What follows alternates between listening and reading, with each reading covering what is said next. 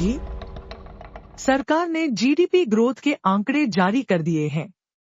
8.2% की growth rate उम्मीद से कहीं ज्यादा बेहतर है, मगर कांग्रेस को इस पर यकीन नहीं ही रहा। मध्य प्रदेश कांग्रेस प्रवक्ता डॉक्टर विक्रम चौधरी ने इस पर गंभीर सवाल खड़े किए हैं। एक बयान जारी करके डॉक्टर चौधरी ने इसे सरकारी आंकड़ों का चमत्कार बताया है। विस्तार से सुनिए क्या क्या तर्क हैं उनके। डॉक्टर चौधरी के अनुसार सरकार बता रही है कि विकास की गाड़ी ऐसी रफ्तार से दौड़ रही है जैसे कोई उसे पकड़ ही नहीं सकता। ताजा सरकारी घोषणा है कि जीडीपी ग्रोथ रेट 8.2% पर पहुंच गई है। यह दावा ऐसा है मानो भारत ने एक ही छलांग में चीन को पीछे छोड़ आर्थिक महाशक्ति बनने का रास्ता साफ कर लिया हो। और तो और सरकार कहती है महंगाई घटते घटते 0.25% पर आ पहुंची है, इतनी कम कि विकसित देशों को भी शर्म आ जाए। अर्थात जीडीपी चीन वाली और महंगाई स्विट्जरलैंड वाली।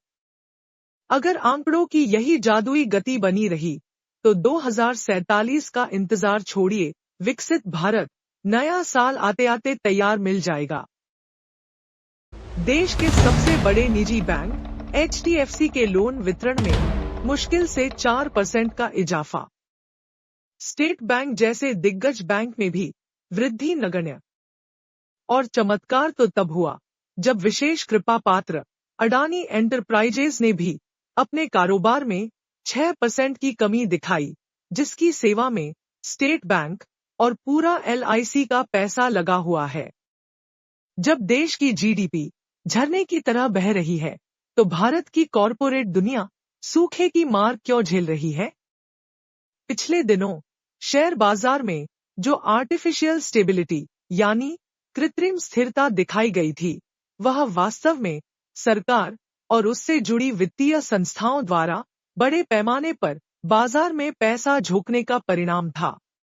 यह मामला सरकार के लिए राजनीतिक रूप से बेहद संवेदनशील था, इसलिए इसे आधिकारिक रूप में स्वीकार नहीं किया गया। लेकिन आर्थिक विश्लेषकों, स्वतंत्र ब्रोकरेज रिपोर्टों और एफआईआई के व्यवहार से यह साफ संकेत मिला कि बाजार को गिरने से जानबूझकर बचाया गया। क्या हुआ था? बाजार तेजी से गिर रहा था। एक सप्ताह के भीतर एफआईआईस ने भारी मात्रा में सेलिंग की। रुपए में गिरावट बढ़ी। ग्लोबल संकेत नकारात्मक थे। घरेलू कंपनियों के नतीजे अपेक्षा से कमजोर आए। इन सब कारणों से सेंसेक्स निफ्टी में गहरी गिरावट की संभावना बन गई थी। लेकिन अचानक बाजार अगले ही दिन तेजी से हरा दिखने लगा। सरकार का हस्तक्षेप हुआ और निर्देशानुसार एलआईसी और अन्य सरकारी फंडों ने भारी खरीदारी की। ऐसे में एक ही निष्कर्ष बचता है, कहीं न कहीं आंकड़ों का खेल चल रहा है और असल अर्थव्यवस्था कुछ और कह रही है। आईएमएफ का सी ग्रेड डेटा आता है पर समझ नहीं आता। भारत को आईएमएफ ने बी से गिराकर सी ग्रेड दे दी, यानी थर्ड डिवीजन। और साथ में यह टिप्पणी भी कर दी कि भारत के जीडीपी डेटा में इतने पद्धतिगत झोल हैं कि आईएमएफ को उसकी निगरानी में ही कठिनाई आने लगी है। उनके शब्दों में भारत के डेटा की समस्या ये है, उत्पादन आधारित जीडीपी और खर्च आधारित जीडीपी में बड़ा अंतर, अनौपचारिक अर्थव्यवस्था की अधूरी कवरेज, सीजनली एडेड स्टेट डेटा का अभाव, त्रैमासिक अनुमान निकालने की विधि कमजोर। यानी आईएमएफ के मुताबिक डेटा समय पर आ जाता है, बस उसकी गणित समझने में उनके छक्के छूट जाते हैं। जब अंतर्राष्ट्रीय संस्थान डेटा की विश्वसनीयता पर ही प्रश्न उठा रहे हैं, तब सरकार का 8.2% से आत्ममुग्ध होना आर्थिक हकीकत नहीं, बल्कि प्रचार की कला है।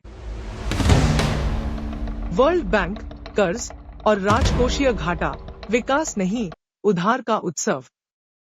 जीडीपी ग्रोथ के दावों के पीछे जो वास्तविक इंजन चल रहा है वह सरकारी उधारी है। राजकोषीय घाटा हर साल ऊंचा होता जा रहा है और सरकार को बढ़ती मात्रा में बाहरी कर्ज लेना पड़ रहा है। World bank, Asian development bank और अन्य बहुपक्षीय संस्थाओं पर भारत की निर्भरता पिछले वर्षों में लगातार बढ़ी है। यदि अर्थव्यवस्था इतनी बलवान होती तो देश को इतनी भारी उधारी की जरूरत क्यों पड़ती? भारत का व्यापार असंतुलन, निर्यात ठहरा, आयात बढ़ा। किसी भी मजबूत अर्थव्यवस्था की पहचान उसका व्यापार संतुलन होता है। लेकिन भारत में निर्यात ठहरा हुआ है, आयात लगातार बढ़ रहा है और व्यापार घाटा रिकॉर्ड स्तर पर। अगर जीडीपी सच में 8.2% की रफ्तार से बढ़ रही होती तो वाणिज्यिक संतुलन हर साल बदतर क्यों होता? रोजगार का संकट, यह कैसी वृद्धि जो काम न दे सके। जीडीपी बढ़ रही है पर नौकरी कहां? युवा बेरोजगारी एशिया में सबसे ऊंचे स्तरों में। सरकारी नौकरियां वर्षों से खाली।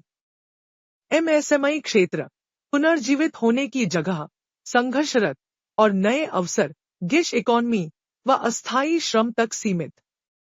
जीडीपी ग्रोथ जो रोजगार पैदा न कर सके वह कागजी विकास है, न कि जनता का वास्तविक उत्थान।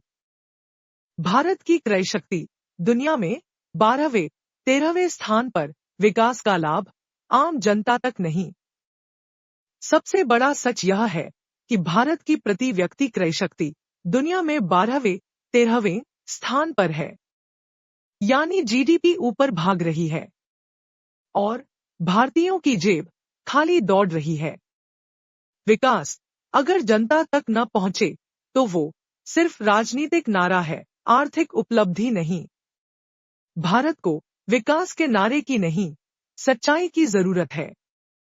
आज देश में 2 भारत बन चुके हैं, एक कागजों में चमकता हुआ भारत और दूसरा वास्तविक भारत जहां महंगाई, बेरोजगारी, कर्ज, व्यापार घाटा और अनिश्चितता का बोझ बढ़ता जा रहा है।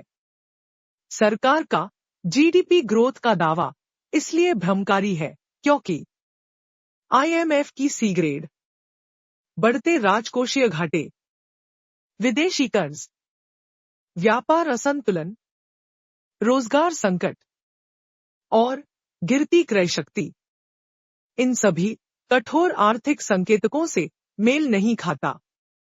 वही रुपए की गिरती कीमत और ऊपर जाती जीडीपी के विरोधाभास पर एक ग्रंथ लिखा जा सकता है। रुपया एशिया की सबसे खराब प्रदर्शन करने वाली मुद्रा बना हुआ है। इतना सब होते हुए जीडीपी का चमकदार आंकड़ा भूख, बेरोजगारी और गिरते जीवन स्तर की हकीकत को छुपा नहीं सकता।